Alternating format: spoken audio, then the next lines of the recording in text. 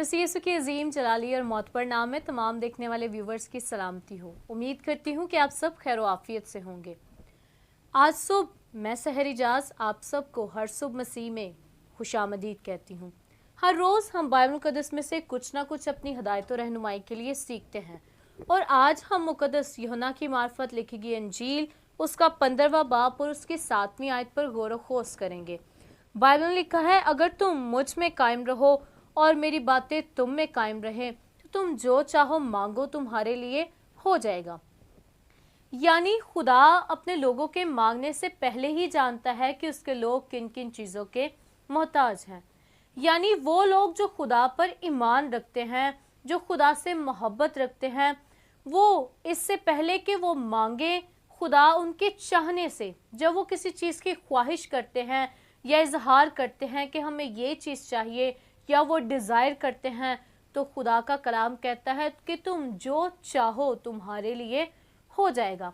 अगर हम मत्ती की इंजील उसके 7वें बाब की 7वीं आयत में देखें तो हमें मिलता है कि मांगो तो तुमको दिया जाएगा, ढूंढोगे तो पाओगे, दरवाज़ा खटखटाओ तो तुम्हारे वास्ते खोल दिया जाएगा। यानी जब जब हम खुदा को पुकारते हैं, खुदा से मांगते हैं, खुदा हमें मुहैया करने की कुदरत और ताकत रखता है।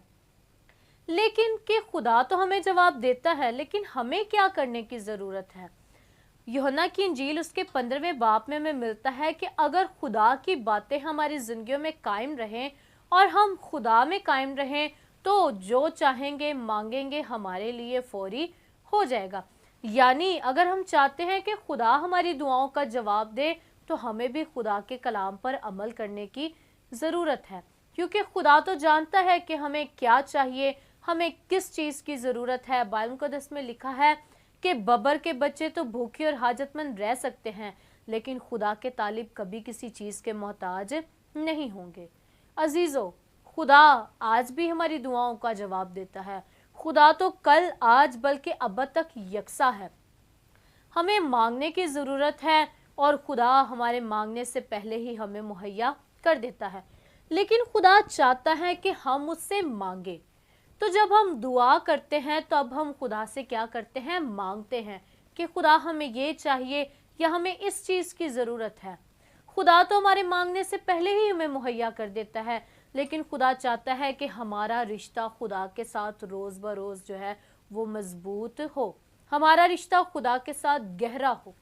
जिस तरह बेटा बाप से बात करता है, इसी तरह हम भी खुदा के बेटे और बेटियां हैं, तो हमें किस कदर खुदा से बात करने की ज़रूरत है।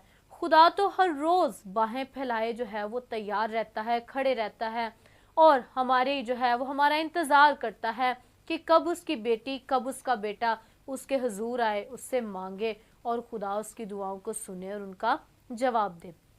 आज हमें खुदा के कलाम पर अमल करने की ज़रूरत है, तो फिर हम जो कुछ मांगेंगे हमारे लिए हो जाएगा। अगर हम चाहते हैं कि हम जो चाहें, जो मांगे हमारे लिए हो जाए, तो इसके लिए अजीज़ों ज़रूरी है कि हम खुदा में कायम रहें और खुदा की बातें हमारी ज़िंदगियों में कायम रहें।